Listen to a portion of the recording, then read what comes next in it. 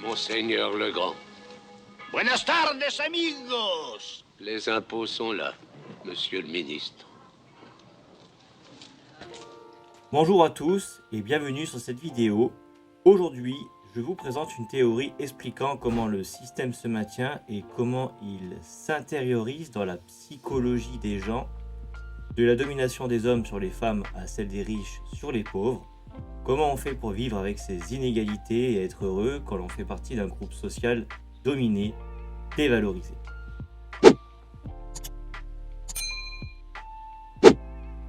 Dans cette série de vidéos, je vous propose de découvrir globalement cette théorie en répondant à quelques questions.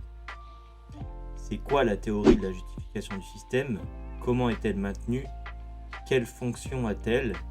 Quelles conséquences ça peut avoir sur les personnes? Dans cette vidéo, nous nous en tiendrons à comprendre ce qu'est la justification du système et les inégalités. La gabelle, la taille, l'impôt sur les épices, pour cette année, ça fait combien? 200 000 ducats, monseigneur. Mais l'année dernière, ça faisait beaucoup plus. Oui, mais la récolte avait été très bonne. Cette année, la récolte a été très mauvaise, alors il faut payer le double.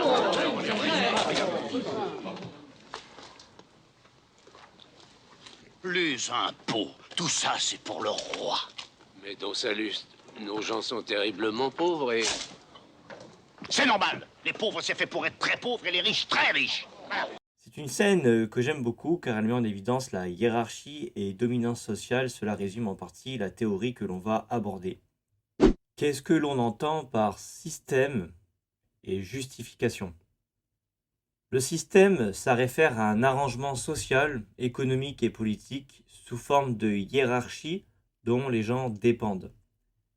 La justification se résume dans le fait de légitimer son existence et son maintien par ceux qui sont en position de domination, mais encore plus dans les groupes défavorisés. Cette théorie a été développée par Jost et Banerjee en 1994. Elle renvoie l'idée qu'il existe un ordre social établi et que les individus évoluant dans ce système sont motivés à le considérer comme juste, légitime et souhaitable. On va décomposer cette explication. Qu'est-ce que l'on entend par un ordre social établi? Il s'agit là de la structure et de l'organisation de la société, y compris les rôles, les positions, les hiérarchies et les relations entre les individus et les groupes. L'ordre social indique comment les gens interagissent et fonctionnent dans leur environnement social. Par exemple, dans une entreprise, il y a un ordre social tel que la hiérarchie. Certains ont plus de pouvoir que d'autres, accèdent à plus de ressources que d'autres. C'est quoi un système juste? Ça renvoie à l'idée que ce système est considéré comme équitable, équilibré, chacun est à sa place. Par exemple, faire des études supérieures permet d'accéder à des postes plus prestigieux. Cela est considéré comme juste car il y a la notion de faire des efforts pour atteindre un meilleur confort de vie général. C'est quoi un système légitime? C'est un système considéré comme conforme aux normes, aux règles, valeurs. Imaginons une personne issue d'un groupe qui fait face aux contraintes dans des situations instables. On va lui accorder plus de légitimité à être le leader. C'est quoi un système souhaitable? C'est le fait d'être favorable, de promouvoir son existence, ses résultats positifs dans son ensemble. Prenons l'exemple. Favoriser un système où l'on récompense les efforts pour évoluer. Autrement dit, faire des efforts au travail, voire plus que ce qui est attendu, peut permettre d'obtenir une promotion, une prime. Pour faire simple, il y a un système qui est mis en place, qui valorise certains groupes sociaux, par exemple les blancs, les riches, les hommes, mais dévalorise d'autres groupes, les pauvres, les afros, les femmes. Peut-être que certains d'entre vous se posent la question de qu'est-ce que l'on entend par inégalité et injustice.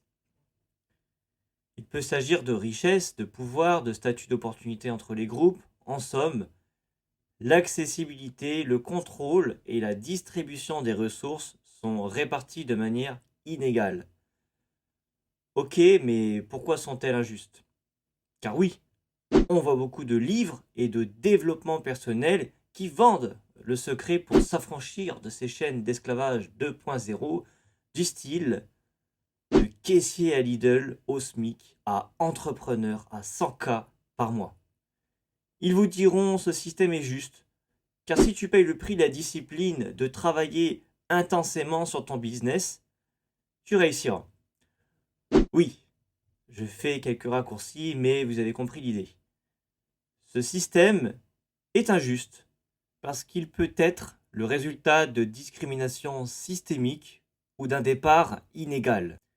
Si certaines personnes ont moins d'accès à des opportunités d'éducation, d'emploi, de santé, en raison de leur appartenance sociale, leur sexe, leur classe sociale, leur orientation sexuelle, leur âge, ou encore leur handicap, ça peut être perçu comme injuste.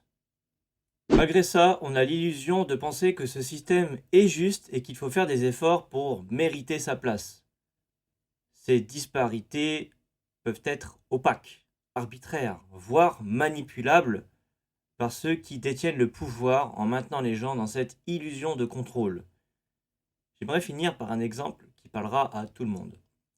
D'après une étude de l'Organisation de coopération et de développement économique en 2018, ils ont mis en évidence que la performance académique peut être prédite par le niveau socio-économique des parents et que l'ambition de poursuite d'études est réduite chez ceux issus d'un milieu défavorisé. Si Alison est issue d'un milieu socio-économique défavorisé en comparaison avec Charles, issu d'un milieu favorisé, il y a des probabilités qu'Alison ait un langage appauvri, que les normes sociales telles que les règles de comportement en société soient moins sophistiquées. Et cela joue dès le début du cycle scolaire car c'est un système qui met l'accent sur l'acquisition du langage, des connaissances et du savoir-être. Je ne rentre pas dans le sujet, mais je ferai une vidéo dédiée car c'est un sujet que je trouve important.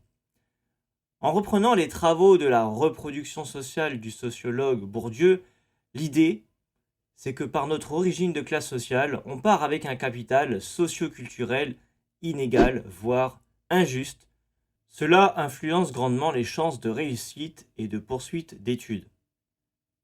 J'espère que c'est plus clair sur le pourquoi ce système peut finalement être considéré comme inégal et injuste. Pour récapituler dans cette vidéo, nous avons vu que nous vivons dans un système inégal et injuste, que les inégalités prenaient plusieurs formes, que les gens défavorisés justifient davantage ce système que les groupes dominants. On pourrait se demander quels sont les moyens utilisés pour justifier ce système inégal et injuste. On peut recourir à des idéologies légitimatrices ou recourir à des stéréotypes. Dans la deuxième partie, nous verrons les idéologies légitimatrices qui permettent au système d'être maintenu et justifié autant pour ceux qui sont avantagés que ceux désavantagés. Je vous remercie pour votre attention. Si vous avez des questions, n'hésitez pas dans les commentaires. Sinon, je vous invite à liker, partager si ça vous a plu. À très bientôt.